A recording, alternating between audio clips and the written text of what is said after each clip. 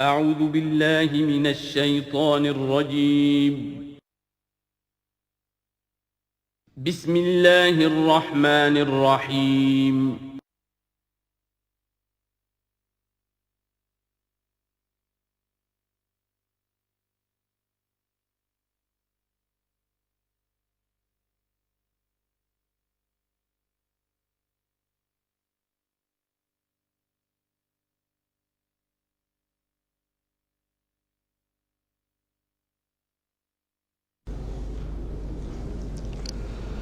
اعوذ باللہ من الشیطان الرجیم بسم اللہ الرحمن الرحیم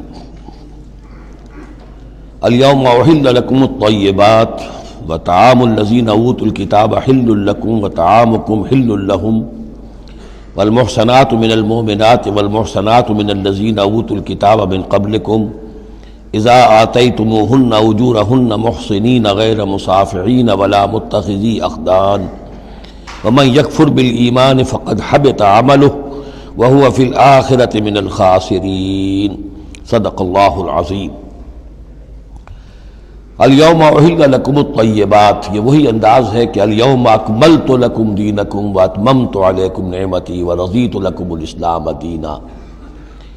آج کے دن تمہارے لیے تمام پاکیزہ چیزاں حلال کر دی گئیں، یعنی اگر اس سے پہلے کوئی مختلف مذاہب میں، یہود کی شریعت میں حضرت یعقوب علیہ السلام کی بات پسند و ناپسند جو ذاتی تھی اس کی بنا پر کوئی رکاوٹیں ہو گئی تھیں، یا یہ کہ مشرکانہ جو اوہام تھے ان کی وجہ سے تمہارے ذہنوں میں کچھ الجھنیں تھیں، آج ان سب کو صاف کیا جا رہا ہے۔ الیوم احل لکم الطیبات، تمام صاف ستھری پاکیزہ چیزاں تمہارے لیے حلال ہیں۔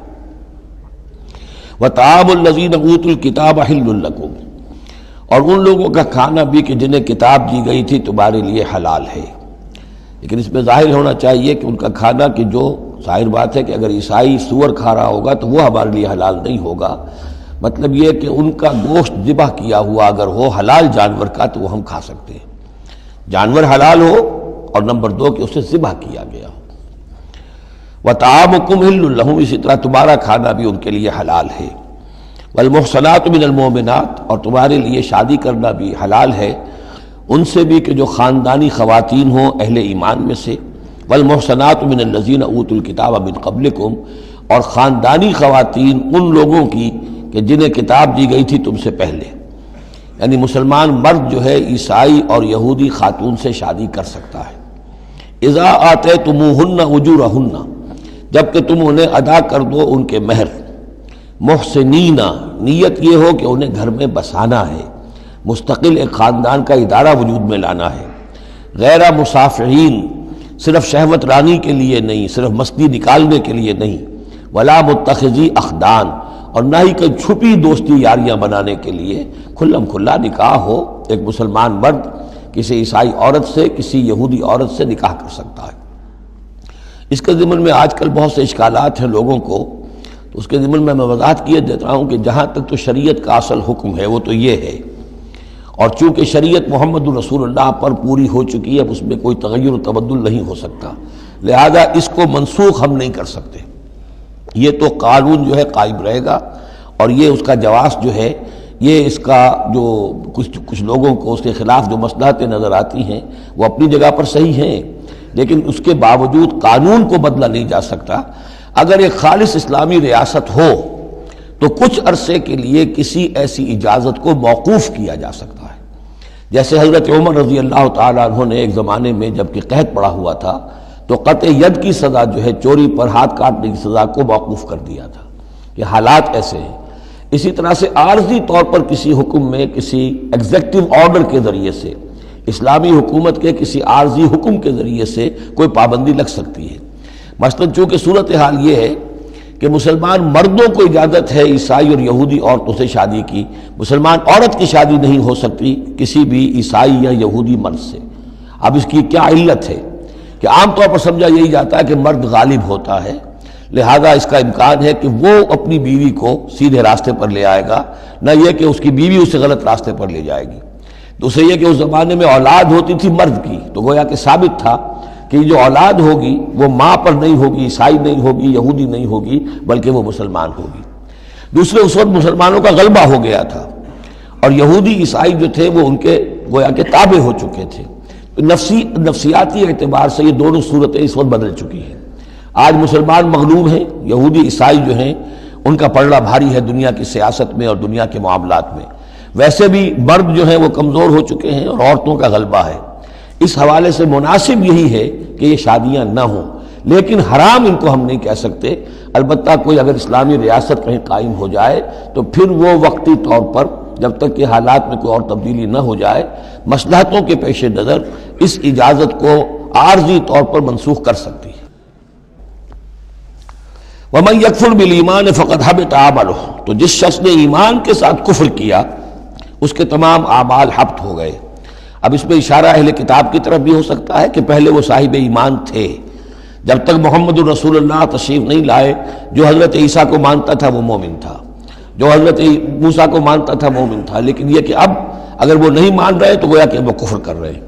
اور دوسری یہ کہ کوئی شخص ایمان کا مدعی ہو کر ایسی حرکتیں کرے کہ جو کہ کافرانہ ہے تو اس کے تمام اعمال حبط ہو جائیں گے. وَهُوَ فِي الْآخِرَةِ مِنَ الْخَاسِرِينَ، اور آخرت میں وہ ہوگا بڑے خسارہ پانے والوں میں. یا ایھا الذین آمنوا اذا قمتم الی الصلاۃ، اہل ایمان جب تم کھڑے ہو ارادہ کرو قصد کرو نماز کا، فاغسلوا وجوہکم وایدیکم الی المرافق، تو دھو لیا کرو اپنے چہرے بھی اور اپنے دونوں ہاتھ بھی کہنیوں تک. وامسحوا برؤوسکم، اور اپنے سروں پر مسح کر لیا کرو. وارجلکم، اور دھو لیا کرو اپنے پاؤں کو بھی الی الکعبین، ٹخنوں تک. یہ ارجلکم اور ارجلکم دونوں قرأتیں ہمارے ہاں بھی ہیں، مستند قرأتوں میں ہیں. اہل تشیع جو ہے ویسے اس کو مستقل ارجلکم پڑھتے ہیں اور ان کے نزدیک یہ مسح کے ساتھ ہے. وامسحوا برؤوسکم وارجلکم، مسح کر لیا کرو اپنے سروں پر بھی اور پیروں پر بھی. لیکن یہ کہ ہمارے اہل سنت کے نزدیک یہ ارجلکم ہے، اور اس میں چونکہ الی الکعبین کا آ گیا اضافہ، اگر صرف مسح ہوتا تو اس میں کوئی حد بیان کرنے کی ضرورت نہیں تھی. لہذا الی الکعبین کے اضافے سے وہ بالکل اس کے مساوی ہو گیا ہے الی المرافق. جیسے ہاتھوں کو دھونا ہے کہنیوں تک، ایسے ہی پاؤں کو دھونا ہے ٹخنوں تک. وَإِن كُنتُمْ جُنُبًا فَطَّهَّرُوا، اور اگر تم حالت جنابت میں ہو تو پھر تم اور زیادہ پاکی حاصل کرو، یعنی غسل کرو، پورے جسم کا غسل کرو. وَإِن كُنتُمْ مَرْضَىٰ أَوْ عَلَىٰ سَفَرٍ، اور اگر تم بیمار ہو یا سفر پر ہو. اور جاء أَحَدٌ مِّنكُم مِّنَ الْغَائِطِ، یا کوئی تم میں سے کسی نشیبی جگہ سے ہو کر آئے. عام طور پر قضاء حاجت کے لیے لوگ نشیبی جگہوں پر جاتے تھے. اور لامستم النساء، یا تم نے عورتوں سے مقاربت کی ہو. فلم تجدوا ماء، اور تم نہ پاؤ پانی. فتیمموا صعیدا طیبا، تو ارادہ کرو پاک مٹی کا. فامسحوا بوجوہکم وایدیکم منہ، تو اس سے اپنے چہروں اور ہاتھوں کو مل لو. ما یرید اللہ لیجعل علیکم من حرج، اللہ یہ نہیں چاہتا کہ تم پر کوئی تنگی کرے. پانی نہیں ہے تو مٹی سے. ولکن یرید لیطہرکم، لیکن یہ ضرور چاہتا ہے کہ وہ تمہیں پاک کرے. ولیتم نعمتہ علیکم، اور تم پر اپنی نعمت کا اتمام فرمائے. لعلکم تشکرون، تاکہ تم شکر کا حق ادا کر سکو. واذکروا نعمت اللہ علیکم ومیثاقہ الذی واثقکم بہ. اب دیکھیے ایک میثاق وہ تھا کہ جو بنی اسرائیل سے لیا گیا، اب یہ میثاق اہل ایمان سے ہو رہا ہے. یہ سورت شروع ہوئی ہے یا ایھا الذین آمنوا سے. اور یاد رکھنا اپنے اس میثاق کو، اپنی اس نعمت کو جو تم پر ہوئی ہے اللہ کی طرف سے، اور وہ میثاق جو اس نے تم سے باندھ لیا ہے، جس میں اس نے تمہیں باندھ لیا ہے. واثقکم بہ اذ قلتم سمعنا واطعنا، جب تم نے کہا سمعنا واطعنا. سورہ بقرہ کی آخری آیت کہاں ختم ہوئی تھی؟ سمعنا واطعنا، آخری سے پہلی غفرانک ربنا والیک المصیر. جو مسلمان بھی کہتا ہے سمعنا واطعنا، گویا کہ وہ ایک میثاق میں، ایک بہت گاڑھے معاہدے کے اندر اللہ کے ساتھ بندھ گیا. اب اسے اللہ کی شریعت کی پابندی کرنی ہے. وَاذْكُرُوا نِعْمَتَ اللَّهِ عَلَيْكُمْ وَمِيثَاقَهُ الَّذِي وَاثَقَكُمْ بِهِ إِذْ قُلْتُمْ سَمِعْنَا وَأَطَعْنَا وَاتَّقُوا اللَّهَ، اللہ کا تقوی اختیار کرو. ان اللہ علیم بذات الصدور، یقیناً اللہ تعالیٰ جو سینوں کے اندر چیزیں پنہا ہیں ان سے بھی واقف ہے. یا ایھا الذین آمنوا کونوا قوامین للہ شہداء بالقسط. اب وہ آیت نمبر 135 میں نے نوٹ کرائی تھی سورہ نساء کی، اور یہ آیت نمبر 8 ہے سورہ مائدہ کی. ایک ہی مضمون، وہی نسبت زوجیت کو سمجھ لیجئے، صرف یہ کہ عکسی ترتیب ہے. وہاں تھا یا ایھا الذین آمنوا کونوا قوامین بالقسط شہداء للہ، یہاں ہے کونوا قوامین للہ شہداء بالقسط. ایک حقیقت تو میں نے اس وقت بیان کر دی تھی کہ گویا کہ معلوم ہوا کہ اللہ اور قسط مترادف ہے. اللہ کے لیے کھڑے ہو جاؤ، قسط کے لیے کھڑے ہو جاؤ، اللہ کے گواہ بن جاؤ، قسط کے گواہ بن جاؤ. تو گویا کہ اللہ اور قسط یہ مترادف ہے. دوسرا مفہوم جو کہ آج سامنے آ رہا ہے اس کو سمجھ لیجئے کہ کسی معاشرے میں عدل قائم کرنا، ایک تو یہ کہ عام انسان کی جو اس کی نفسیات ہے، اس کی فطرت ہے، اس کا تقاضا بھی یہ ہے کہ انسان چاہتا ہے کہ انصاف ہو. آج پوری نوع انسانی انصاف کی تلاش میں گھوم رہی ہے. بادشاہت سے نجات حاصل کی تھی، جمہوریت کی طرف آئے تھے کہ غلامی سے نجات ملے، انصاف ہونا چاہیے، انسان پر حاکم بن کر بیٹھ جائے، یہ تو کوئی حق نہیں ہے کسی کو. لیکن یہ کہ اس کا نتیجہ کیا ہوا کہ کیپٹلزم کی لعنت میں گرفتار ہو گئے. سرمایہ داروں کی جو ہے وہ ایک ڈکٹیٹریٹ اور آمریت قائم ہو گئی. اس سے نجات پانے کے لیے کمیونزم کے پاس گئے، وہ پھر ایک پارٹی ڈکٹیٹرشپ قائم ہو گئی. ایک سے ایک رست از یک بنتا افتاد در بندے دیگر. ایک قید سے نجات نہیں پائی کہ دوسری قید کے اندر پھر پھنس گئے. اب انسان کدھر جائے گا؟ لیکن یہ کہ فطرت کے اندر ہے کہ عدل اور انصاف انسان چاہتا ہے. ایک تو یہ ہے کہ اس فطرت کے تقاضے کو پورا کرتے ہوئے عدل کو قائم کرنے کے لیے انسان کھڑا ہو جائے. اور ایک اس سے اوپر کی منزل ہے کہ اصل العدل اللہ کی ذات ہے، اس کا دیا ہوا نظام جو ہے وہ ہے عادلانہ نظام. ہم اس کے وفادار ہیں، ہمارے ذمے ہے اس کے نظام کو قائم کرنا. تو کھڑے ہو جاؤ اللہ کے لیے. یا ایھا الذین آمنوا کونوا قوامین للہ شہداء بالقسط. یہاں پر یہ اوپر کی منزل ہے جو بیان ہو رہی ہے کہ اصل میں یہ صرف فطرت انسانی کے تقاضے کے طور پر نہیں، تمہاری عبدیت کا تقاضا ہے، تمہارا اللہ کے ساتھ وفاداری کا جو رشتہ ہے اس کا تقاضا ہے کہ پوری قوت کے ساتھ with all the emphasis at your command، جو بھی تمہارے پاس ذرائع ہیں، وسائل ہیں، ان سب کو لے کر، جو بھی آپ کے پاس قوت ہے اس سب کو جمع کر کے، اور آپ کھڑے ہو جائیں اللہ کے لیے. کھڑے ہو جائیں اللہ کے لیے چمانی دارت. اللہ کے لیے کھڑے ہونا یعنی اس کے دین کے گواہ بن کر کھڑے ہو جانا. اور اس کا دین جو ہے العدل ہے، انصاف ہے، قسط ہے. تو اس انصاف اور قسط کو قائم کرنا. یا ایھا الذین آمنوا کونوا قوامین للہ شہداء بالقسط. اب دیکھیے وہاں کیا تھا، وَلَوْ عَلَىٰ أَنفُسِكُمْ أَوِ الْوَالِدَيْنِ وَالْأَقْرَبِينَ. انصاف سے روکنے والی چیز ہوتی ہے کوئی محبت. اب میں اپنے خلاف کیسے فتویٰ دے دوں، اپنے والدین کے خلاف کیسے فیصلہ دے دوں، اپنے رشتہ داروں کے خلاف کیسے فیصلہ دے دوں؟ وہاں فرمایا اس کی کاٹ کر دی، وَلَوْ عَلَىٰ أَنفُسِكُمْ أَوِ الْوَالِدَيْنِ وَالْأَقْرَبِينَ. حق بات ہے، انصاف کی بات ہے، خواہ تمہارے خلاف جا رہی ہو، تمہارے والدین کے خلاف جا رہی ہو، تمہارے رشتہ داروں کے خلاف جا رہی ہو، حق کہنا ہے. دوسری چیز کیا ہوتی ہے، کسی کی دشمنی کی وجہ سے آپ حق نہیں کہتے. بات تو حق ہے اسی کی، لیکن یہ تو دشمن ہے، میں اس کے حق میں کیسے فتویٰ دوں؟ اس سے یہاں روک دیا گیا. تو یہ وہ ریسیپروکل نسبتیں ہیں قرآن مجید کی صورتوں کے اندر. ایک ہی مضمون ہے، اس کے اندر عکسی ترتیب اور ریسیپروکل ترتیب. وَلَا يَجْرِمَنَّكُمْ شَنَآنُ قَوْمٍ عَلَىٰ أَلَّا تعْدِلُوا. دیکھو کسی قوم کی دشمنی تمہیں اس بات پر آمادہ نہ کر دے کہ تم عدل سے منحرف ہو جاؤ. اعدلوا، عدل سے کام لو، انصاف کرو. هو اقرب للتقوی، یہی بہتر ہے اور قریب تر ہے تقوی کے. واتقوا اللہ ان اللہ خبیر بما تعملون. اور اللہ کا تقوی اختیار کرو، اور جو کچھ تم کر رہے ہو اللہ اس سے باخبر ہے. اب اس میں ظاہر بات ہے بار بار میں نہیں کہہ سکتا یہ جو بار بار آتا اللہ دیکھ رہا ہے، اللہ باخبر ہے، کیا مانی؟ ہر ایک کا حساب تم سے لے گا، ہر ایک کی جواب دہی تمہیں کرنی پڑے گی. تمہارا کوئی عمل، تمہارا کوئی قول اس کے علم سے خارج نہیں ہے، لہذا ہر وقت چوکس رہو، چوکنے رہو. وعد اللہ الذین آمنوا وعملوا الصالحات لہم مغفرۃ واجر عظیم. ہاں اللہ تعالیٰ کا وعدہ ہے ان لوگوں سے جو ایمان لائیں اور نیک عمل کریں کہ ان کے لیے مغفرت بھی ہے، اجر عظیم بھی ہے. والذین کفروا وکذبوا بآیاتنا اولئک اصحاب الجحیم. اور جو لوگ کہ انکار کریں اور جھٹلا دیں ہماری آیات کو، وہ ہیں جہنم والے، آگ والے. یا ایھا الذین آمنوا اذکروا نعمت اللہ علیکم اذ ہم قوم ان یبسطوا الیکم ایدیہم. اہل ایمان ذرا یاد کرو اس اللہ کے انعام کو جب کہ قوم نے ارادہ کیا تھا کہ تمہارے خلاف اقدام کریں، بڑھائیں اپنے ہاتھ تمہارے خلاف. یہ غزوہ احزاب کے بعد جو ہے وہ ایک جو بھی کوششیں ہوئیں، بہت سے لوگ ابھی پیچ و تاب کھا رہے تھے کفار میں سے کہ آپ پھر دوبارہ جائیں، لیکن ایسے حالات اللہ تعالیٰ نے پیدا کر دیے، ان کے دلوں پر ایسا رعب پڑ گیا تھا غزوہ احزاب کے بعد کہ پھر جرأت ہو نہیں سکی. اس کو اللہ تعالیٰ اپنے انعام کی حیثیت سے یہاں اس کا ذکر فرما رہے. اذ ہم قوم ان یبسطوا الیکم ایدیہم. جبکہ ایک قوم نے ارادہ تو کیا تھا کہ وہ اپنے ہاتھ پھیلائیں تمہاری طرف بڑھائیں تمہارے اوپر زیادتی کرنے کے لیے، تم پر فوج کشی کے لیے، فکف ایدیہم عنکم، تو اللہ تعالیٰ نے ان کے ہاتھوں کو روک دیا تم سے۔ اور اس میں خاص اشارہ صلح حدیبیہ کی طرف ہے۔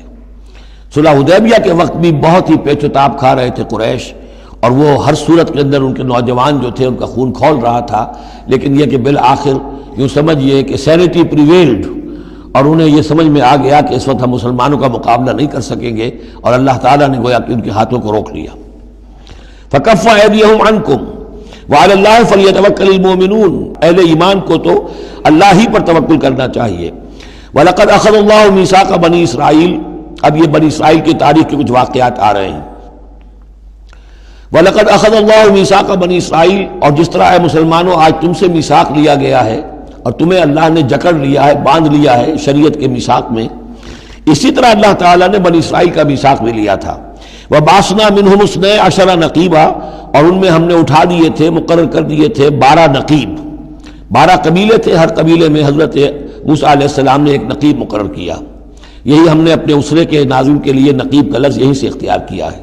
حضور نے بھی 12 نقیب مقرر کیے تھے انصار میں، 9 جو ہیں خزرج میں سے اور 3 اوس میں سے۔ وقال اللہ انی معکم، اور اللہ نے فرمایا تھا ان سے میں تمہارے ساتھ ہوں، یعنی میری مدد، میری تائید، نصرت تمہارے شامل حال رہے گی۔ لئن اقمتم الصلاۃ وآتیتم الزکاۃ، اگر تم نے نماز کو قائم رکھا اور زکوٰۃ ادا کرتے رہے، وآمنتم برسلی، اور میرے رسولوں پر تم ایمان لاتے رہے، آئیں گے پے بپے آئیں گے۔ حضرت موسیٰ کے بعد سے لے کر تو 1400 برس تک تار ٹوٹا ہی نہیں، پھر ذرا سا وقفہ 600 برس کا ہوا، پھر حضور تشریف لائے۔ آمنتم برسلی وعزرتموہم، اور ان کی تم مدد کرتے رہو گے، واقرضتم اللہ قرضا حسنا، اور اگر تم اللہ کو قرض حسنا دیتے رہو گے، اپنے مال خرچ کرتے رہو گے اللہ کے دین کے لیے، لأکفرن عنکم سیئاتکم، تو میں لازماً دور کر دوں گا تم سے تمہاری برائیوں کو، ولأدخلنکم جنات تجری من تحتہا الانہار، اور میں لازماً داخل کروں گا تمہیں ان باغات میں جن کے دامن میں ندیاں بہتی ہوں گی۔ فمن کفر بعد ذلک، تو جس نے بھی کفر کیا اس کے بعد، منکم تم میں سے، فقد ضل سواء السبیل، تو وہ تو سیدھے راستے سے بہت بھٹک کر رہ گیا۔ فَبِمَا نَقْضِهِمْ مِيثَاقَهُمْ لَعَنَّاهُمْ، بس ان کے اپنے اسی عہد کو توڑنے کے باعث ہم نے ان پر لعنت فرمائی۔ یہ لعناہم جو میں نے وہاں پر محذوف قرار دیا تھا، یہاں پر وہ واضح آ گیا۔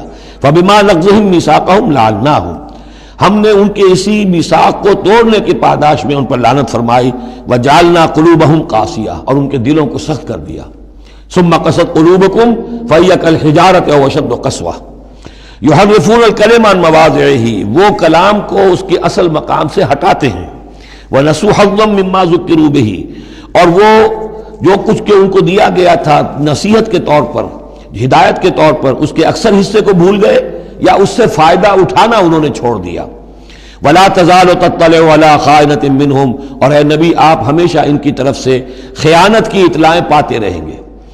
آپ کو معلوم ہے کہ حضور جیسے ہی مدینے پہنچے تھے تو آپ نے پہلے 6 مہینے میں جو 3 کام کیے، کنسولیڈیشن اپنی پوزیشن کی مدینہ منورہ میں، ان میں سے ایک یہ بھی تھا کہ یہود کے 3 قبولوں سے معاہدے کر لیے، جوائنٹ ڈیفنس آف مدینہ، کہ اگر مدینے پر حملہ ہوگا تو مل جل کر دفاع کریں گے۔ لیکن یہ کہ اس کے بعد یہ ہر قبیلہ ایک ایک کر کے غداری کرتا رہا، تو یہ حضور سے کہا جا رہا ہے وَلَا تَزَالُ تَطَّلِعُ عَلَىٰ خَائِنَةٍ مِّنْهُمْ، ان کی طرف سے خیانتیں ہوتی رہیں گی، ہر وقت ہوتی رہیں گی۔ الا قلیلا منہم، سوائے ان میں سے چند کے، کچھ لوگ شریف بھی ہوں گے۔ فاعف عنہم واصفح، تو ابھی درگزر کر کیجئے اور ذرا معاف کیجئے۔ ان اللہ یحب المحسنین، یقیناً اللہ تعالیٰ احسان کرنے والوں کو پسند فرماتا ہے۔ ومن الذین قالوا انا نصارى اخذنا میثاقهم، اور ان لوگوں سے بھی جنہوں نے یہ کہا کہ ہم نصارہ ہیں، ہم نے ان کا بھی میثاق لیا۔ اخذنا میثاقهم فنسوا حظا مما ذکروا، تو وہ بھی بھول گئے بڑا حصہ اس کا جو نصیحت انہیں کی گئی تھی، یا بھول گئے اس نصیحت سے فائدہ اٹھانا۔ فَأَغْرَيْنَا بَيْنَهُمُ الْعَدَاوَةَ وَالْبَغْضَاءَ إِلَىٰ يَوْمِ الْقِيَامَةِ، تو ہم نے ڈال دی ان کے مابین دشمنی اور بغض قیامت کے دن تک۔ عیسائیوں میں تو خاص طور پر ایک تو ہے عیسائی اور یہودیوں کے درمیان جو دشمنی رہی ہے، یہ جو ہمارا دور ہے اصل میں اس میں عارضی طور پر صورتحال تبدیل ہو گئی ہے، لیکن واقعہ یہ ہے کہ پورے 2000 برس تک، لگ بھگ 100 برس نکال دیجئے تو 1900 برس تک شدید دشمنی رہی ہے یہودیوں اور عیسائیوں کے درمیان۔ کیونکہ عیسائی سمجھتے تھے کہ جسے ہم خدا سمجھتے ہیں اس کے قاتل یہ ہیں، انہوں نے سولی چڑھایا ہے۔ یہودی سمجھتے تھے کہ کافر جو تھا، مرتد جو تھا، جادوگر تھا، ولد الحرام تھا، ولد الزنا تھا، اسے یہ خدا کا بیٹا بنائے پھرتے ہیں۔ اب یہ اس قدر یعنی کنٹراسٹ ہے اتنی ایک دوسرے کے خلاف کہ ان کے اندر کوئی پوائنٹ آف میٹنگ ہے ہی نہیں، شدید دشمنی رہی۔ اسی طریقے سے عیسائیوں کے اندر پھر جو فرقے بنے ہیں اور ان میں جو خانہ جنگی ہوئی ہے، پوری انسانی تاریخ اس کی مثال پیش کرنے سے قاصر ہے۔ ایک اتنی موٹی کتاب لکھی ایک صاحب نے، لندن میں ہے، بلڈ آن دی کراس، صلیب پر خون، وہ جو کتاب ہے وہ بتاتی ہے، میں حیران رہ گیا پڑھ کر، ہم لوگ نہیں واقف ہیں ان کی تمام چیزوں سے، یورپ میں جو کچھ ہوتا رہا ہے عیسائیوں کے فرقوں کے مابین، کیتھولکس اور پروٹیسٹنٹس کے درمیان، اس کی ہلکی سی جھلک اب بھی آئرلینڈ میں نظر آتی ہے۔ کسی طریقے سے ہمارے ہاں شیعہ سنی فساد کبھی نہیں ہوا عثمانی میں، کہیں محرم کے موقع پر ہو جاتا تھا، ان دنوں وہ سیاسی معاملات زیادہ ہو گئے ہیں، ورنہ فساد کی نوبت بہت کم آئی، بہت کم۔ لیکن خون ریزی، قتل اور غارت گری جو وہاں ہوئی ہے اس کی کوئی مثال نہیں دنیا میں۔ فَأَغْرَيْنَا بَيْنَهُمُ الْعَدَاوَةَ وَالْبَغْضَاءَ إِلَى يَوْمِ الْقِيَامَةِ، ہم نے ڈال دی ان کے مابین دشمنی اور بغض قیامت تک کے لیے۔ وَسَوْفَ يُنَبِّئُهُمُ اللَّهُ بِمَا كَانُوا يَصْنَعُونَ، اور پھر اللہ تعالیٰ جتلا دے گا انہیں قیامت کے دن جو کچھ وہ کرتے رہے تھے۔ یا اہل الکتاب قد جاءکم رسولنا، اب یہ وہی انداز ہے جو سورہ نساء کے آخر میں تھا، اے کتاب والو، قد جاءکم رسولنا، آ گیا ہے تمہارے پاس ہمارا رسول صلی اللہ علیہ وسلم، یبین لکم کثیرا مما کنتم تخفون، جو ظاہر کر رہا ہے تم پر اکثر وہ چیزیں جو تم چھپا رہے تھے، من الکتاب، کتاب میں سے، ویعفو عن کثیر، ابھی بہت سی چیزوں سے تو درگزر بھی کر رہا ہے، تمہارے سارے بھانڈے نہیں پھوڑے اس نے۔ قد جاءکم من اللہ نور و کتاب مبین، آ چکا ہے تمہارے پاس اللہ کی طرف سے نور بھی اور روشن کتاب بھی۔ یہ مقام قرآن کا ایسا ہے کہ یہاں نور سے مراد احتمال میں حضور کی شخصیت بھی ہو سکتی ہے۔ وہاں میں نے کہا تھا انزلنا الیکم نورا مبینا، نازل کر دیا ہے تمہاری طرف ایک روشن نور، وہاں اس سے مراد قرآن بنتا ہے، اس لیے کہ حضور کے لیے لفظ انزلنا یہ صحیح نہیں، اس پر منطبق نہیں ہو سکتا بعثت کے لیے۔ لیکن یہاں جاءکم من اللہ نور و کتاب مبین، یہ بھی معنی ہو سکتے ہیں کہ نور بھی قرآن کو کہا گیا ہو، اور واو جو ہے یہ واو تفسیری ہو، آ گیا ہے تمہارے پاس نور یعنی کتاب مبین، یہ بھی معنی ہو سکتے ہیں، احتمال یہ بھی ہے۔ لیکن یہ کہ یہ احتمال بھی موجود ہے کہ یہاں نور سے مراد محمد الرسول اللہ صلی اللہ علیہ وسلم کی ذات مبارکہ ہو، اور اس سے مراد حضور کی روح ہے، روح پر نور ہے، اور اس اعتبار سے کہ حضور کی روح جو ہے اور آپ کی روحانیت آپ کے پورے وجود کے اوپر غالب تھی، چھائی ہوئی تھی، لہذا آپ کو مجسم نور بھی کہا جا سکتا ہے۔ یہ صرف یوں سمجھیے استعارے کا انداز ہے، اس میں کوئی حرج کی بات نہیں۔ قد جاءکم من اللہ نور و کتاب مبین یہدی بہ اللہ من اتبع رضوانہ سبل السلام، اس کے ذریعے سے اللہ تعالی رہنمائی فرماتا ہے ان کی جو اس کی رضا کے جویا ہیں، متلاشی ہیں، سلامتی کے راستوں کی ہدایت فرماتا ہے۔ وَيُخْرِجُهُم مِّنَ الظُّلُمَاتِ إِلَى النُّورِ، اور نکالتا ہے انہیں اندھیروں سے روشنی کی طرف بِإِذْنِهِ، اپنے حکم سے، وَيَهْدِيهِمْ إِلَىٰ صِرَاطٍ مُّسْتَقِيمٍ، اور ان کی رہنمائی فرماتا ہے، ہدایت دیتا ہے انہیں سیدھے راستے کی طرف۔ قَدْ كَفَرَ الَّذِينَ قَالُوا إِنَّ اللَّهَ هُوَ الْمَسِيحُ ابْنُ مَرْيَمَ، یقیناً کفر کیا انہوں نے جنہوں نے کہا اللہ ہی مسیح ابن مریم ہے۔ دیکھیے حضرت عیسیٰ کے بارے میں یہ دو عقیدے رہے ہیں ان کے ہاں، ایک ہے گاڈ انکارنیٹ، اوتار کا عقیدہ جو ہندوؤں میں بھی ہے، رام چندر جی خدا کے اوتار، کرشن جی مہاراج خدا کے اوتار، یعنی خدا خود ہی انسانی شکل میں ظہور کر لیتا ہے۔ اسی طرح کا گاڈ انکارنیٹ کا کانسیپٹ عیسائیوں میں بھی رہا ہے، اور خاص طور پر جیکوبائٹس جو ان کا ایک فرقہ رہا ہے وہ سختی کے ساتھ اس پر قائل تھا کہ اصل میں اللہ ہی نے حضرت مسیح کی شکل میں دنیا میں ظہور فرمایا ہے۔ لقد کفر الذین قالوا ان اللہ هو المسیح ابن مریم، ان لوگوں نے بھی کفر کیا جنہوں نے کہا کہ اللہ ہی ہے، مسیح ابن مریم جو ہے حقیقت میں اللہ ہی ہے جو اس شکل میں ظاہر ہوا ہے۔ قل فمن یملک من اللہ شیئا، تو ان سے پوچھئے کہ کون ہے جسے اختیار ہو اللہ کے مقابلے میں کچھ بھی، ان ارادہ یہلک المسیح ابن مریم، اگر وہ ہلاک کرنا چاہے مسیح ابن مریم کو، وامہ، اور اس کی ماں کو بھی، مریم کو بھی، ومن فی الارض جمیعا، اور جو بھی زمین میں ہے ان سب کو ہلاک کرنا چاہے تو کون اس کا ہاتھ روک لے گا؟ وللہ ملک السماوات والارض وما بینہما، اور اللہ ہی کے لیے ہے بادشاہی آسمانوں کی اور زمین کی اور جو بھی کچھ ان دونوں کے مابین ہے۔ یخلق ما یشاء، وہ تخلیق فرماتا ہے جو چاہتا ہے، واللہ علی کل شیء قدیر، اللہ ہر چیز پر قادر ہے، جو چیز چاہتا ہے تخلیق فرماتا ہے۔ آدم کو تخلیق فرمایا، عیسیٰ کو تخلیق فرمایا، یحییٰ کو تخلیق فرمایا۔ اعجاز کے اور معجزہ ہونے کی مختلف شکلیں ہیں۔ وقالت الیہود والنصارى نحن ابناء اللہ واحباؤہ، اور یہ یہودی اور نصرانی کہتے ہیں ہم تو اللہ کے بیٹے ہیں، یعنی بیٹوں کے مانند، لاڈلے، واحباؤہ، اس کے بڑے چہیتے ہیں، پیارے ہیں۔ قل فلم يعذبكم بذنوبكم، تو ان سے کہیے کہ پھر وہ تمہیں عذاب کیوں دیتا رہا ہے تمہارے گناہوں کی پاداش میں؟ اللہ کی اولاد ہو، چہیتے ہو، نبوکدنضر کے ہاتھوں تمہیں پٹوایا، 6 لاکھ تمہارے قتل ہوئے، تمہارا ہیکل اول جو ہے وہ شہید ہوا، ایسیرینز کے ہاتھوں تمہاری سلطنت اسرائیل ختم ہوئی، پھر تمہیں یونانیوں نے رگڑا، پھر تمہیں جو ہے رومیوں نے جو ہے کس طریقے سے تمہیں ایذائیں پہنچائیں، اور تمہارا دوسرا جو ہیکل بنایا تھا وہ بھی گرا دیا۔ ایسے ہی لاڈلے ہوتے ہیں اللہ کے؟ یا اللہ اتنا ہی لاچار ہے، بیچارہ ہے، عاجز ہے؟ قل فلم يعذبكم بذنوبكم بل انتم بشر ممن خلق، نہیں، تم بھی انسان ہو جیسے کہ اور انسان اس نے بنائے ہیں۔ یغفر لمن یشاء، وہ جس کی چاہتا ہے بخشش فرماتا ہے، ویعذب من یشاء، جس کو چاہتا ہے سزا دیتا ہے۔ وللہ ملک السماوات والارض، آسمان اور زمین کی کل بادشاہی اللہ ہی کے لیے ہے، وما بینہما، اور جو کچھ ان دونوں کی مابین ہے ان کی بھی، وإلیہ المصیر، اور اسی کی طرف لوٹ جانا ہے۔ یا اہل الکتاب قد جاءکم رسولنا یبین لکم علی فترۃ من الرسل، پھر وہی بات لیکن یہاں ایک نئے نکتے کے ساتھ آئی ہے۔ اہل کتاب تمہارے پاس آ چکا ہے ہمارا رسول صلی اللہ علیہ وسلم، یبین لکم، جو تمہارے لیے واضح کر رہا ہے، بیان کر رہا ہے، علی فترۃ من الرسل، رسالت کے ایک انقطاع کے بعد۔ حضرت عیسیٰ اور حضور صلی اللہ علیہ وسلم کے مابین 600 برس ایسے گزرے ہیں کہ دنیا میں کوئی نبی، کوئی رسول نہیں رہا۔ یہ فترت ہے، فترت ہے، وقفہ ہے عارضی، اور پھر حضور کی بعثت، اور پھر فترت دائمی۔ اب رسالت کا دروازہ ختم، 600 برس کے لیے عارضی بند، پھر حضور کی تشریف آوری، اور اب تا قیام قیامت دروازہ بند۔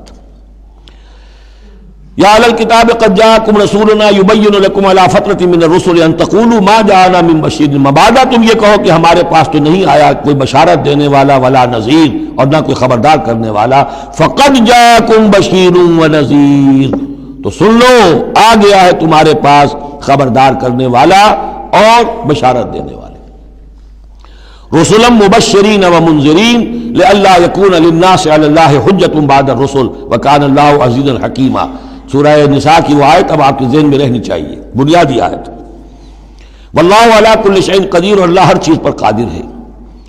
اب حضرت موسیٰ علیہ السلام کا وہ واقعہ آ رہا ہے کہ جب کہ مصر سے اپنی قوم کو لے کر نکلے، صحرائے سینا میں رہے، کوہ طور پر بلائے گئے، تورات دے دی گئی۔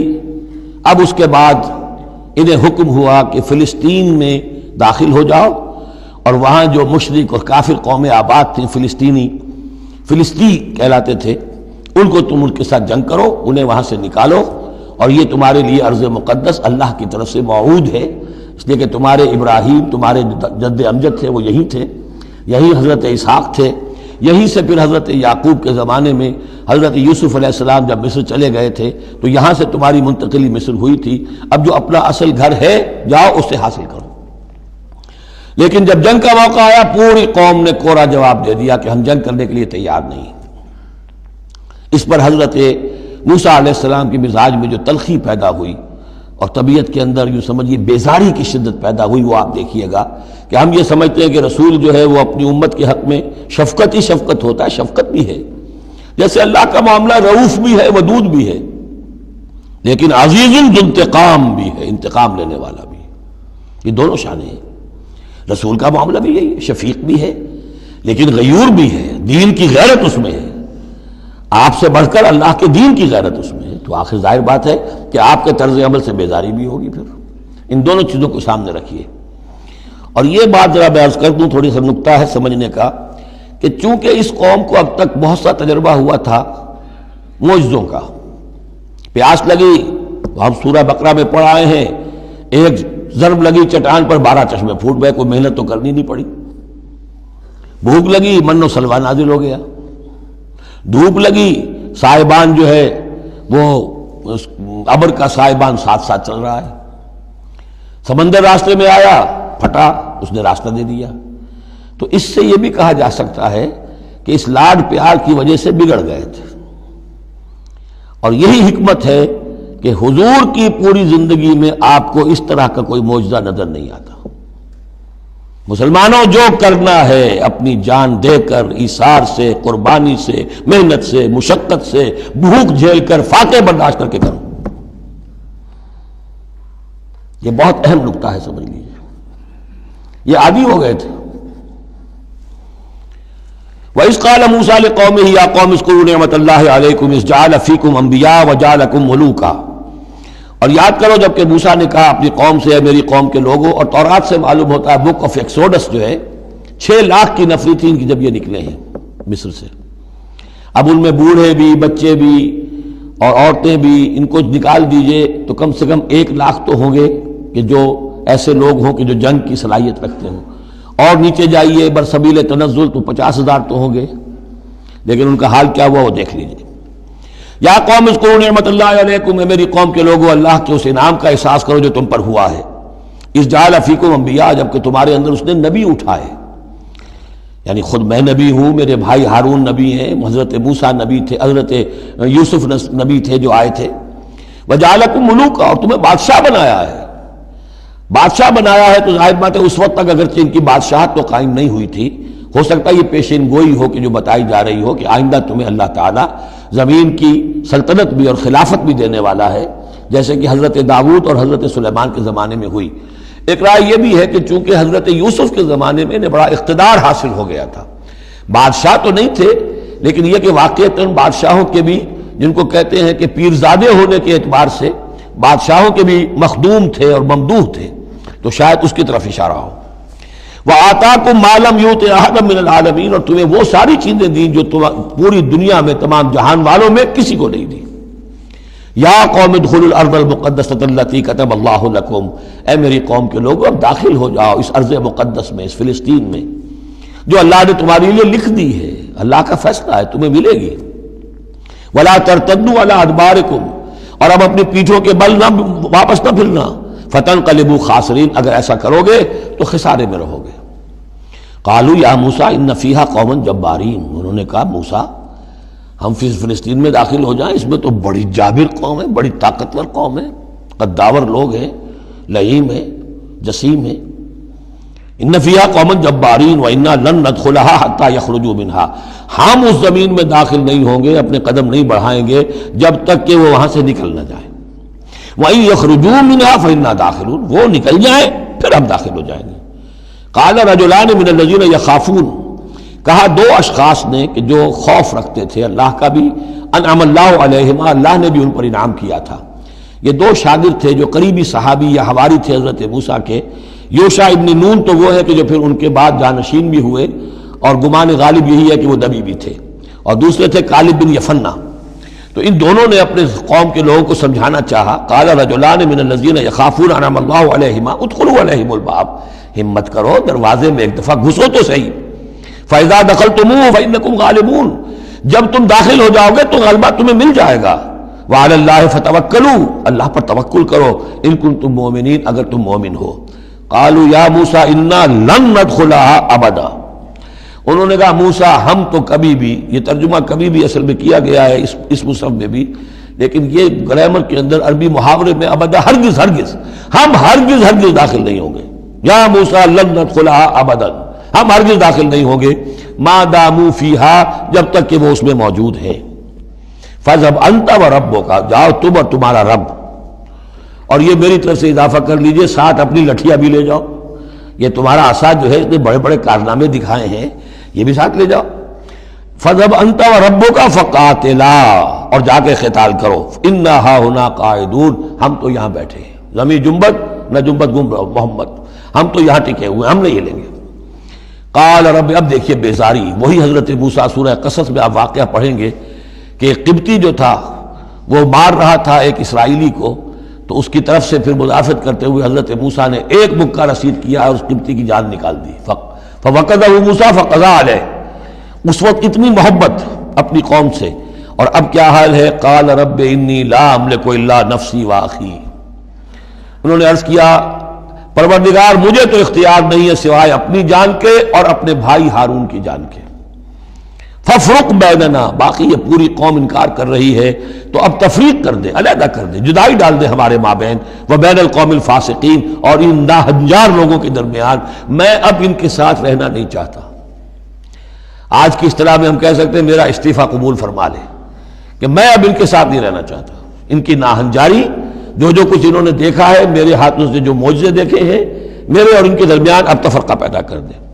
اللہ نے یہ درخواست قبول نہیں کی، لیکن یہ کہ تذکرہ بھی نہیں کیا۔ قال فإنها محرمة عليهم 40 سنة، نہیں، ہم جو سزا انہیں دے رہے ہیں وہ یہ ہے کہ اب یہ ارض مقدس، اگر یہ بزدلی نہ دکھاتے ابھی ہم انہیں دے دیتے، اب انہوں نے بزدلی دکھائی ہے تو اب یہ ان پر حرام رہے گی 40 برس تک، یتیہون فی الارض، اسی صحرا میں، اسی صحرائے سینا میں، سینائی پیننسولا، یہ بھٹکتے پھریں گے۔ فلا تأس علی القوم الفاسقین، تو اب آپ اس فاسق لوگوں کے بارے میں اب آپ افسوس نہ کریں، اپنے دل کے اندر رنج نہ لیں، اب جو کچھ ان پر بیتے گی، لیکن بہرحال آپ ان کی طرف رسول بنا کر بھیجے گئے ہیں، جب تک زندگی ہے آپ کو ان کے ساتھ رہنا ہے۔ یہاں ذرا یاد کر لیجئے کہ جو حضرت موسیٰ نے کہا انی لا املک الا نفسی واخی، حضور سے کیا کہا گیا تھا سورہ نساء میں؟ فقاتل فی سبیل اللہ لا تکلف الا نفسک وحرض المؤمنین، اے نبی آپ اللہ کی راہ میں قتال کیجئے، آپ پر ذمہ داری نہیں ہے سوائے اس کے کہ آپ کی اپنی جان ہے، اور آپ اہل ایمان کی جتنی تحریض، ترغیب، تشویق، جتنے ان کے ایمان کے جذبات کو اپیل کرنا ممکن ہے کیجئے بس۔ وَاتْلُ عَلَيْهِمْ نَبَأَ ابْنَيْ آدَمَ بِالْحَقِّ، اب یہ معاملہ ہو رہا ہے قتل ناحق کے سلسلے میں، ملک میں فساد مچانے کے سلسلے میں، چوری ڈاکے کے سلسلے میں، کیا ان کی اہمیت ہے، کیا اس کے پھر سزائیں ہیں۔ وَاتْلُ عَلَيْهِمْ نَبَأَ ابْنَيْ آدَمَ بِالْحَقِّ، اور اے نبی ان کو پڑھ کر سنائیے آدم کے دو بیٹوں کی کہانی یا قصہ حق کے ساتھ، اِذْ قَرَّبَا قُرْبَانًا، جبکہ ان دونوں نے قربانی پیش کی، ایک حابیل قابیل، اور ایک ان میں سے گنریے کا کام کرتے تھے، بھیڑیں بکریاں چراتے تھے، ایک کاشتکار تھے، تو دونوں نے کچھ اپنی جنس لے کر آئے اور دوسرے جو ہے وہ کچھ اپنے کوئی جانور لے کر آئے، اللہ کے لیے نذر کے طور پر پیش کیا۔ فَتُقُبِّلَ مِنْ أَحَدِهِمَا وَلَمْ يُتَقَبَّلْ مِنَ الْآخَرِ، تو ان میں سے ایک کی بھی جو قربانی تھی قبول کر لی گئی اور دوسری کی قبول نہیں کی گئی۔ یہ کیسے معلوم ہوا؟ یہ میں بتا چکا ہوں آپ کو کہ اس وقت کا معاملہ یہ تھا کہ قربانی کی قبولیت کی علامت یہ ہوتی تھی کہ آسمان سے ایک شعلہ سا نیچے اترتا تھا اور وہ اس کو بھسم کر دیتا تھا، گویا کہ اللہ نے قبول فرما لی۔ قال لأقتلنک، اب جس کی یہ قبول نہیں ہوئی تھی اس نے کہا اپنے بھائی سے جس کی قبول ہو گئی تھی، حسد کی آگ میں جل کر میں تمہیں قتل کر دوں گا۔ قال انما يتقبل اللہ من المتقین، انہوں نے کہا بھائی جان اس میں میرا کیا قصور ہے، یہ تو اللہ تعالیٰ کا قاعدہ ہے، قانون ہے، وہ صرف متقیوں ہی سے قبول کرتا ہے۔ لئن بسطت الی یدک لتقتلنی، اگر آپ اپنا ہاتھ بڑھائیں گے مجھ پر، چلائیں گے مجھے قتل کرنے کے لیے، ما انا بباسط یدی الیک لیقتلک، تو بھی میں اپنا ہاتھ نہیں چلاؤں گا، نہیں بڑھاؤں گا کہ آپ کو قتل کروں، یعنی یہ ایک طرفہ قتل ہوگا آپ کا۔ انی اخاف اللہ رب العالمین، مجھے تو اللہ کا خوف ہے جو تمام جہانوں کا پروردگار ہے۔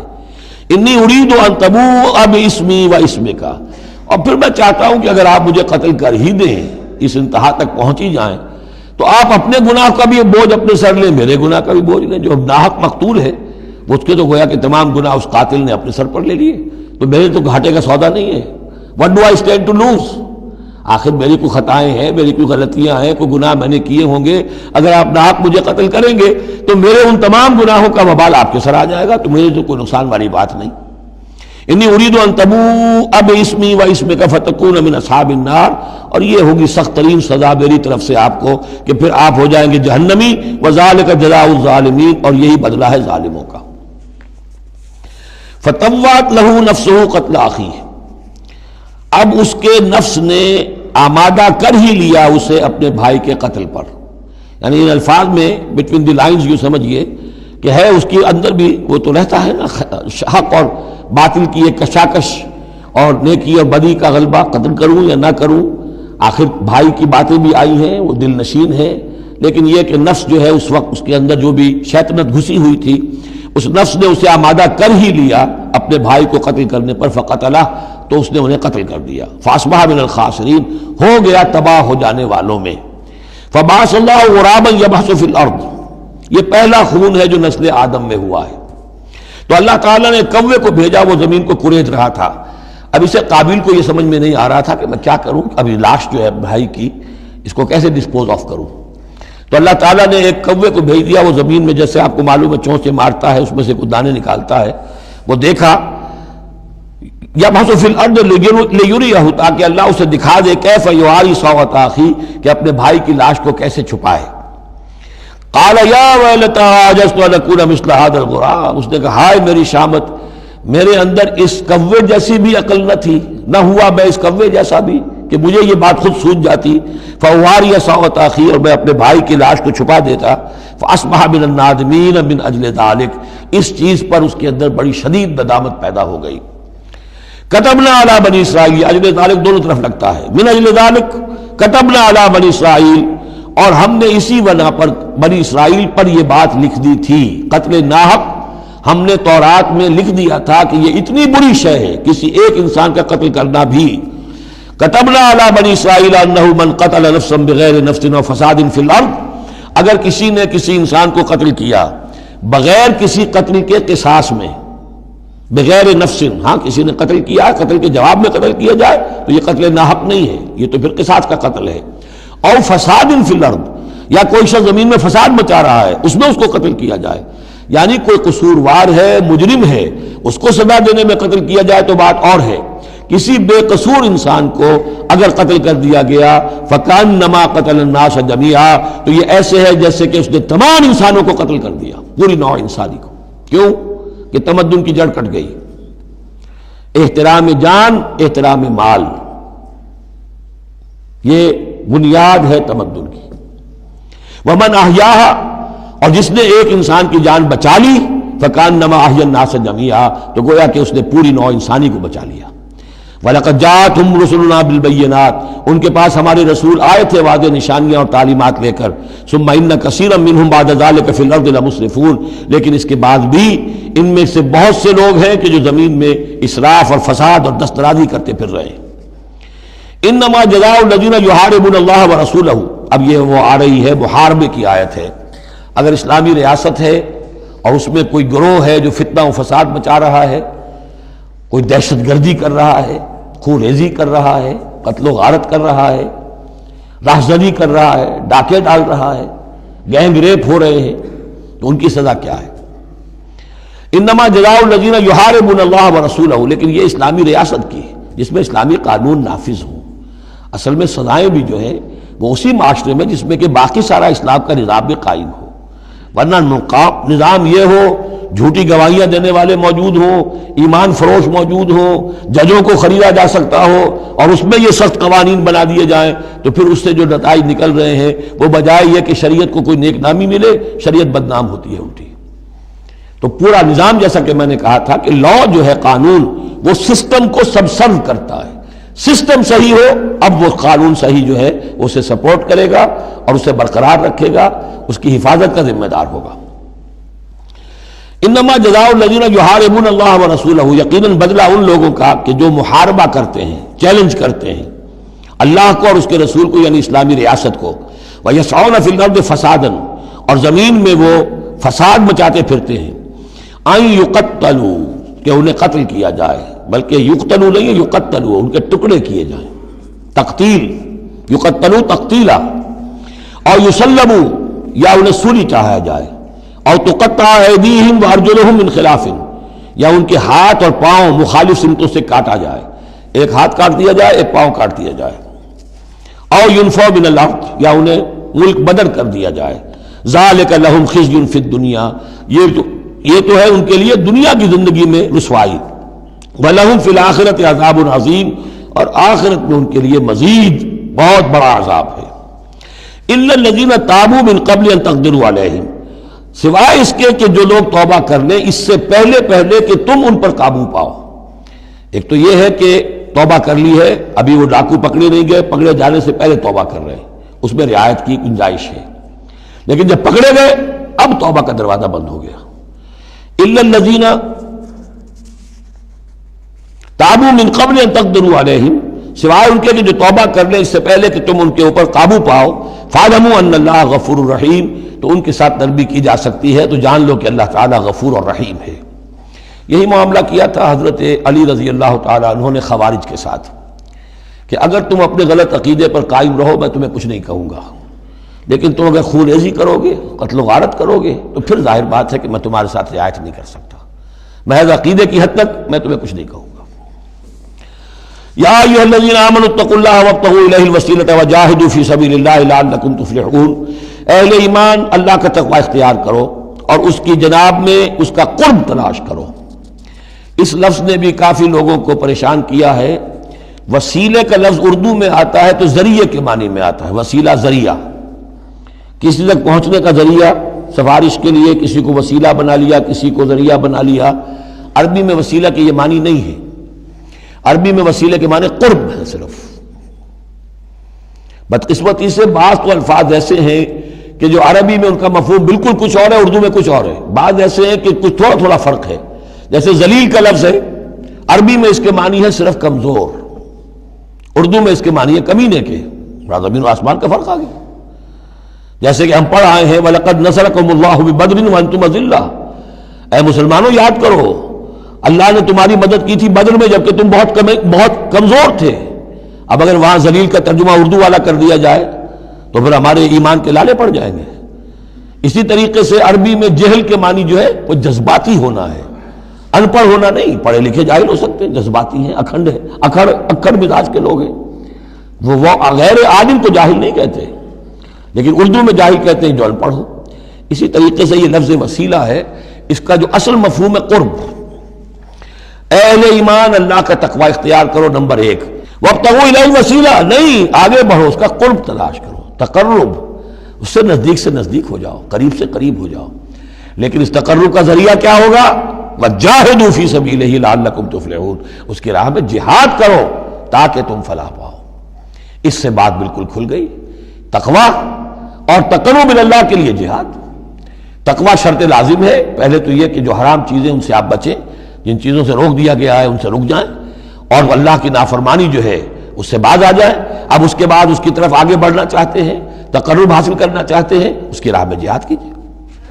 ان الذین کفروا لو ان لهم ما فی الارض جميعا ومثلہ معه، وہ لوگ جنہوں نے کفر کیا اگر ان کے پاس ہوتی وہ ساری دولت کی جو زمین میں ہے کل کی کل، اور اتنی ہی اور بھی ہوتی، لیفتدوا بہ من عذاب یوم القیامہ، کہ وہ اس کے ذریعے سے فدیہ دے کر چھوٹ سکے قیامت کے دن کے عذاب سے. ما تقبل منہم، وہ ان سے ہرگز قبول نہیں کی جائے گی. یہ بھی تعلیق بالمحال ہے، نہ ایسا ہوگا نہ ممکن ہے. لیکن یہ کہ آخری درجے میں اس کو بیان کر دینا کہ اگر اتنی دولت بھی ہو تب بھی اللہ کے ہاں وہ فدیہ جو ہے قبول نہیں ہوگا. وَلَهُمْ عَذَابٌ أَلِيمٌ، اور ان کے لیے تو دردناک عذاب ہے. يُرِيدُونَ أَن يَخْرُجُوا مِنَ النَّارِ وَمَا هُمْ بِخَارِجِينَ مِنْهَا، وہ چاہیں گے کہ آگ سے کس طرح نکلے لیکن نکل نہیں پائیں گے. وَلَهُمْ عَذَابٌ مُقِيمٌ، اور ان کے لیے ہوگا قائم رہنے والا عذاب، مسلسل دائم اور قائم. وَالسَّارِقُ وَالسَّارِقَةُ فَاقْطَعُوا أَيْدِيَهُمَا، اور چوری خواہ مرد کرے خواہ چوری کرنے والی عورت ہو، ان دونوں کا ہاتھ کاٹ دو، ایک ایک ہاتھ. ایدیہما، ان کے ایک ایک ہاتھ کاٹ دو. جزاء بما کسبا، یہ بدلہ ہے ان کے کرتوت کا. نکالا من اللہ، اور یہ عبرتناک سزا ہے اللہ کی طرف سے. اب دیکھیے یہاں میں مثال دیتا ہوں آپ کو اہل قرآن کی حکمت اور ان کی سمجھداری کی. غلام احمد پرویز صاحب کہتے ہیں کہ یہ جو ہے کہ ہاتھ کاٹ دو چور کا، اس کا مطلب ہے ایسا نظام بنا دو کہ چوری کی ضرورت ہی نہ پڑے. اچھا یہ تو ہم بھی چاہتے ہیں کہ نظام ایسا ہو، کفالت عامہ ہو، کوئی شخص مجبوراً چوری نہ کرے، اس لیے کہ اس کی کفالت کے لیے اگر موجود ہے، وہ ریاست جو ہے اس کی تمام بنیادی ضروریات کی وہ انڈر رائٹ کر رہی ہے، تو اسے چوری کی ضرورت نہیں ہے. ہم بھی چاہیں گے کہ یہ بات ٹھیک ہے، لیکن یہ کہ اس کا مطلب یہ ہے، یہ غلط ہے. لیکن قرآن کس طرح اپنی حفاظت کرتا ہے؟ ایسے نظام کا قائم کرنا عبرت ہوگی، ایسا نظام کا قائم کرنا ان کے کرتوتوں کی سزا ہوگی. قرآن مجید پر اس قسم کا باطل جو ہے حملہ آور نہیں ہو سکتا. دو الفاظ، فَاقْطَعُوا أَيْدِيَهُمَا، ان کے ہاتھ کاٹ دو. جزاء بما کسبا، جو کمائی انہوں نے کی ہے اس کا بدلہ. اچھا جو کمائی انہوں نے کی اس کا بدلہ یہ ہے کہ اچھا نظام قائم کرو. نکالن، نکال کہتے ہیں کہ عبرتناک سزا، نکالن من اللہ، اللہ کی طرف سے عبرت کے لیے. اور یہ اسلام کے اندر جو تعزیرات ہیں اور حدود ہیں اور سزائیں ہیں ان کے لیے لفظ نکال بہت اہم ہے. عبرتناک سزا. اگرچہ شہادت کا قانون بڑا سخت رکھا ہے، شبہ ہو تو ملزم کو چھوڑنے کی ہدایت ہے. جو آج بھی دنیا کے اندر جو اصول ہیں کہ جو بھی ڈاؤٹ ہے اس کا فائدہ جو ہے، شک کا فائدہ وہ ملزم یا ملزم کو جائے گا. لیکن یہ ساری کے باوجود اگر ثابت ہو گیا ہے، اب سزا وہ دو کہ ایک کو سزا ملے اور لاکھوں کی آنکھیں کھل جائیں، تاکہ آئندہ سے پھر یہ جرم کرنے کی ہمت کسی میں نہ ہو. یہ جو ڈیٹرنس ہے، اس طرح کی سزائیں کہ جن سے برائی جو ہے اس کو استحصال معاشرے سے کیا جا سکے، یہی واحد ذریعہ ہے. ورنہ دنیا میں امریکہ جیسی کلچر سوسائٹی کے اندر بھی موسٹ ہینس کرائم موجود ہے، بڑا ہی گھناؤنا جرم موجود ہے. اس لیے کہ اس قسم کی سزائیں ہیں ہی نہیں. لوگ جرم کرتے ہیں، جیل میں رہے، عیش کیا، کچھ دیر کے بعد پھر آئے، پھر جرم کیا، پھر چلے گئے. باہر جا کے کیا کریں گے؟ وہاں تو سرکاری مہمان ہیں. تو یہ سارا فلسفہ جو ہے نتیجہ کہ جرم جو ہے ان کا وہ بڑھتا چلا جا رہا ہے. والسارق والسارقۃ فاقطعوا ایدیہما جزاء بما کسبا نکالا من اللہ واللہ عزیز حکیم. اللہ زبردست ہے، حکمت والا. فمن تاب من بعد ظلمہ واصلح فإن اللہ یتوب علیہ. تو جس نے بھی توبہ کر لی اس کے بعد اپنے ظلم اور اپنے جرم کے پیچھے واصلہ اور اصلاح کر لی تو اللہ قبول کرتا ہے اس کی توبہ کو. ان اللہ غفور الرحیم، یقیناً اللہ غفور الرحیم ہے. لیکن جرم کی سزا دنیا میں ختم نہیں ہوگی. ایک جرم جو کیا ہے وہ جرم ہے دنیا کا، گناہ ہے اللہ کا. جرم کی سزا دنیا میں ملے گی، گناہ کی سزا اللہ نے دینی ہے، اس کو اللہ معاف فرما دے گا اگر توبہ کی ہے. اگر توبہ نہیں کی ہے تو پھر یہ کہ اس کی سزا بھی ملے گی. الم تعلم ان اللہ لہ ملک السماوات والارض، کیا تم جانتے نہیں کہ اللہ ہی کے لیے ہے آسمانوں اور زمین کی بادشاہی. یعذب من یشاء ویغفر لمن یشاء، وہ سزا دے گا جس کو چاہے گا اور بخش دے گا جسے چاہے گا. واللہ علی کل شیء قدیر، اللہ ہر چیز پر قادر ہے. یا ایھا الرسول لا يحزنک الذین یسارعون فی الکفر من الذین قالوا آمنا بافواہہم ولم تؤمن قلوبہم. یہ پھر ذکر آ رہا ہے لیکن یہاں بھی گڑبڑ ہے معاملہ سورہ بقرہ کی طرح. منافقین پر بھی انطباق ہوگا اس کا، اور اہل کتاب کے بھی وہ لوگ جو ان کے طرف کے منافق تھے، جن کا میلان اسلام کی طرف بھی تھا، چاہتے بھی تھے کہ مسلمانوں میں شامل رہے، لیکن وہ اپنے ساتھیوں کو بھی چھوڑنے کو تیار نہیں تھے. تو یہ جو بیچ بیچ میں مذبذبین بین ذالک تھے، یہ دونوں طرف کے لوگ تھے.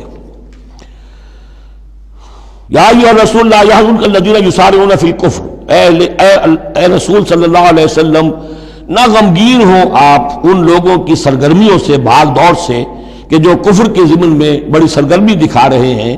من الذین قالوا آمنا بافواہہم، ان لوگوں میں سے جو اپنے منہ سے تو کہتے ہیں کہ ہم ایمان رکھتے ہیں، ولم تؤمن قلوبہم، اور ان کے دل ایمان نہیں لائے ہیں. ومن الذین ہادوا، اور اسی طرح کے لوگ یہودیوں میں سے ہیں. سماعون للکذب، یہ بڑے ہی غور سے سنتے ہیں، توجہ سے سنتے ہیں جھوٹ کو. سماعون لقوم آخرین، اور یہ سنتے ہیں کچھ اور لوگوں کے لیے. یعنی ایک تو یہ ہے کہ ان کی جھوٹی باتیں بڑی توجہ سے سنیں گے، شیاطین جو ہیں ان کے، وَإِذَا خَلَوْا إِلَىٰ شَيَاطِينِهِمْ قَالُوا إِنَّا مَعَكُمْ إِنَّمَا نَحْنُ مُسْتَهْزِئُونَ. پھر یہ کہ ان کی طرف سے جاسوس بن کر آئیں گے مسلمانوں کے ہاں کہ یہاں بڑی توجہ سے بات سنتے ہیں تاکہ جا کے رپورٹ کر سکیں آج محمد نے یہ کہا، آج فلاں معاملہ ہوا صلی اللہ علیہ وسلم. تو سماعون لقوم آخرین، اس کے دونوں ترجمے ہو سکتے ہیں کہ اس دوسری قوم کی باتوں کو بڑی توجہ سے سنتے ہیں، یا سنتے ہیں دوسری قوم کے لوگوں کے لیے، انہیں رپورٹ کرنے کے لیے، ان کے اسپائس کی حیثیت سے آ کر. لم یاتوک، جو آپ کے پاس نہیں آتے، یعنی ان کے جو گرو گھنٹال ہیں، ان کے جو لیڈر ہیں، ان کے جو شیاطین ہیں، وہ آپ کے پاس نہیں آتے. یہ جو بین بین کے لوگ ہیں در حقیقت وہ آتے ہیں جن کے ذریعے سے یہ سارا معاملہ جو ہے جاسوسی کا چل رہا ہے. یحرفون الکلم من بعد مواضعہ، وہ کلام کو پھیر دیتے ہیں اس کی جگہ کے اور موقع اور محل کے معین ہو جانے کے بعد. یقولون ان اوتیتم ھذا فخذوہ، وہ کہتے ہیں اگر تمہیں یہ شے مل جائے تو لے لینا. کوئی مقدمہ ہے، وہ لا رہے ہیں حضور کے پاس، پہلے سے طے کر رکھا ہے، اگر تو فیصلہ یہ ہوگا محمد کا ہم قبول کر لیں گا، اگر یہ فیصلہ نہیں کریں گے ہم فیصلہ رد کر دیں گے. اور اسی سے یہ بات سمجھ لیجئے کہ اصل میں فتح مکہ تک جس معنی میں ہم لفظ بولتے ہیں ریاست، اسلامی ریاست، پورے طور پر ایک ہماگیر ریاست پورے طور پر مدینے میں فتح مکہ کے بعد قائم ہوئی ہے، پہلے قائم نہیں ہوئی۔ ورنہ کسی ریاست میں دو جوڈیشل سسٹم نہیں ہو سکتے، ایک ریاست ایک عدالتی نظام۔ یہ لوگ جب چاہتے تھے حضور کے پاس آ جاتے تھے، جب چاہتے تھے کسی اور یہودیوں کی عدالت میں لے جاتے تھے، تو پیرلل نظام وہاں چل رہے تھے۔ ہماگیر ریاست وحدت کی حیثیت سے، ایک آرگینک ہول کی حیثیت سے یہ فتح مکہ کے بعد قائم ہوئی ہے۔ یقولون ان اوتیتم ھذا فخذوہ، کہتے ہیں کہ اگر یہ فیصلہ ملے تو تم لے لینا، قبول کر لینا۔ وَإِن لَّمْ تُؤْتَوْا فَاحْذَرُوا، اور اگر یہ شہادت تمہیں ملے، نہ فیصلہ ملے، یہ ڈگری نہ تمہارے حق میں جاری کی جائے تو پھر بچ جانا، کترا جانا۔ وَمَن يُرِدِ اللَّهُ فِتْنَتَهُ فَلَن تَمْلِكَ لَهُ مِنَ اللَّهِ شَيْئًا، اور جس کو اللہ تعالیٰ ہی نے فتنے میں مبتلا کرنے کا فیصلہ کر لیا ہو تو تم اس کے لیے اللہ تعالیٰ کے مقابلے میں کوئی مددگار نہ پاؤ گے، کوئی شے نہیں ملے گی۔ اولئک الذین لم یرد اللہ ان یطہر قلوبہم، یہ وہ لوگ ہیں کہ جن کے دلوں کو پاک کرنا اللہ نے چاہا ہی نہیں۔ لم یرد اللہ ان یطہر قلوبہم لہم فی الدنیا خزی، ان کے لیے دنیا میں بھی رسوائی ہے، وَلَهُمْ فِي الْآخِرَةِ عَذَابٌ عَظِيمٌ، اور آخرت میں ان کے لیے دردناک اور بہت بڑا عذاب ہے۔ سماعون للکذب، یہ خوب سنتے ہیں اچھی طرح اور چٹخارے لے لے کر سنتے ہیں جھوٹ کو۔ اکالون للسحت، خوب کھانے والے ہیں پیٹ بھر بھر کر حرام کے۔ فَإِن جَاءُوكَ، پھر اگر یہ آپ کے پاس آئیں، فَحْكُم بَيْنَهُمْ، آپ چاہیں تو ان کا مقدمہ لیں اور فیصلہ کریں، او عارض عنہم، آپ چاہیں تو ان کا مقدمہ لینے سے انکار کر دیجیے، کیونکہ نیتیں ان کی نیک نہیں ہیں، وہ آپ کا فیصلہ لینے نہیں آئے، طے کیے بیٹھے ہوئے پہلے سے کہ اگر فیصلہ یہ ہوگا تو قبول کر لیں گے ورنہ ہم لوٹ کے آ جائیں گے۔ تو ایسے لوگوں پر اپنا وقت ضائع کرنا جو ہے اس کو کوئی ضرورت نہیں ہے۔ لیکن یہ کہ اندیشہ یہ ہو سکتا تھا کہ یہ جا کے پروپیگنڈا کریں گے، دیکھو ہم تو گئے تھے محمد کے پاس مقدمہ لے کر، یہ کیسے نبی ہے، رسول ہے، یہ مقدمے کا فیصلہ کرنے کو تیار نہیں۔ تو یہ جو اندیشہ ہو سکتا تھا اس کی پھر آگے اللہ تعالیٰ کی طرف سے حضور کو اطمینان دلایا جا رہا کہ آپ پرواہ نہ کریں اس اندیشے کی۔ فَإِن جَاءُوكَ فَاحْكُم بَيْنَهُمْ أَوْ أَعْرِضْ عَنْهُمْ، اگر وہ آئیں آپ کے پاس اپنا مقدمہ لے کر تو چاہے تو آپ فیصلہ کریں اور چاہے اعراض کریں۔ وَإِن تُعْرِضْ عَنْهُمْ، اگر آپ ان سے اعراض کریں گے، ان کا مقدمہ جو ہے فیصلہ کرنے سے انکار کر دیں گے، فَلَن يَضُرُّوكَ شَيْئًا، وہ آپ کو کوئی ضرر نہیں پہنچا سکیں گے۔ ان کے مخالفانہ پروپیگنڈے سے قطعاً کوئی آپ کو ہراساں ہونے کی ضرورت نہیں ہے۔ وَإِنْ حَكَمْتَ، اور اگر آپ فیصلہ کریں، فَحْكُم بَيْنَهُمْ بِالْقِسْطِ، تو بہرحال آپ کو فیصلہ کرنا ہے عدل اور قسط کے ساتھ، انصاف کے ساتھ۔ ان اللہ یحب المقسطین، یقیناً اللہ تعالیٰ جو ہے وہ انصاف کرنے والوں کو پسند کرتا ہے، ان سے محبت کرتا ہے۔ وَكَيْفَ يُحَكِّمُونَكَ، اور اے نبی یہ کیسے آپ کو حکم بناتے ہیں، یہود کی طرف اشارہ ہے۔ وَعِندَهُمُ التَّوْرَاۃ، ان کے پاس تورات موجود ہے، نیک نیت ہو تو اسی کے فیصلے کو لے کر چلے۔ فِيهَا حُكْمُ اللَّهِ، اس میں اللہ کا حکم موجود ہے۔ ثُمَّ يَتَوَلَّوْنَ مِن بَعْدِ ذَلِكَ، پھر بھی وہ اس کے بعد بھی اس سے روگردانی کرتے ہیں۔ وَمَا أُولَٰئِكَ بِالْمُؤْمِنِينَ، اور حقیقت میں یہ لوگ مومن نہیں ہیں، ایمان سے خالی ہیں، ایمان سے تہی دست ہیں، ان کا اصل روگ یہ ہے۔ بارک اللہ لی ولکم فی القرآن العظیم ونفعنی وإیاکم بالآیات والذکر الحکیم۔